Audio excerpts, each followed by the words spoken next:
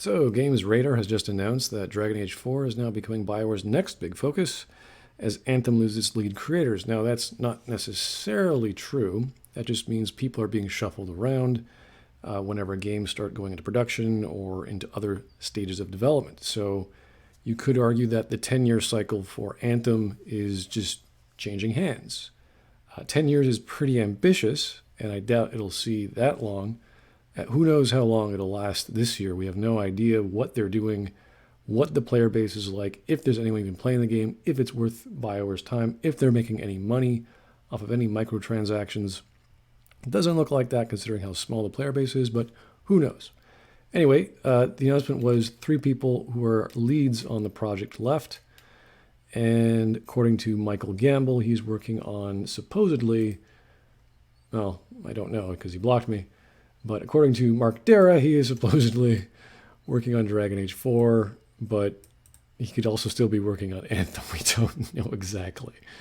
And if you don't know who Mark Darrah is, he's the guy who got kicked off of Project Joplin, which was at the time Dragon Age 4, as per the Kotaku article from Jason Schreier. Where's Joplin? Joplin, there it is. So that was what they wanted to do, and then that got canned because everyone had to go all hands on deck for Anthem. And Anthem is, as you know, Anthem. So the 3 characters that are leaving, or the 3 leads that are leaving, Mark Darrah, executive producer, Michael Gamble, whom has blocked me, and lead director Jonathan Warner, with only the latter intending to return to the game following a personal sabbatical. So he's on break. Maybe one of those crazy crunch times. Maybe he's reassessing his life, looking for meaning, trying not to kill himself. Who knows? Maybe he's just having a whole slew of pina coladas somewhere hot. That's possible too. So this is not exactly a bad sign for Anthem. It just means people are shifting talent around.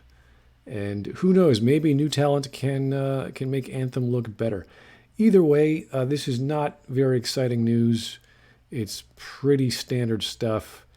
The only down thing I could see about Dragon Age 4 is it's still rumored to be a always online or live service style game, which I think Bioware knows the fans don't want. They want single player games. They're quite sure about that.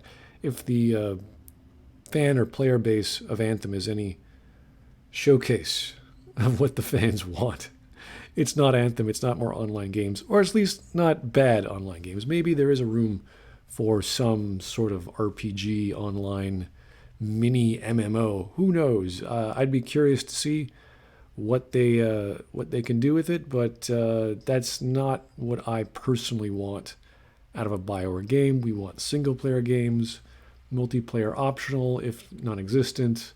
We want characters, we want good music, we want good scenes, we want good plots, the basics of a story-based game with full voice acting, fully articulated talking Dr. Paul Ekman heads. We want it all. And everything else on top, that's gravy. That's icing. That's secondary. We want the full, real, rich RPG experience.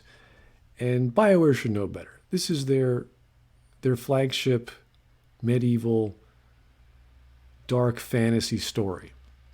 It's in its 4th iteration with a whole bunch of other, well, not a whole bunch, but maybe a few mobile and offshoot games.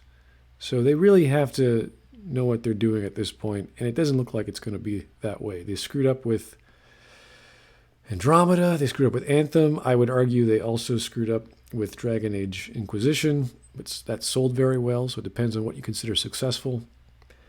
But this is not looking good for Dragon Age, at least if this is the outcome. Now, maybe they learned a lot from Joplin. Maybe they're going to bring it over. Who knows? But Anthem is, well, Anthem is Anthem. It'll still be in the news the next month, maybe the next 2 months, if we're lucky. And hopefully it will be all positive. It won't be positive.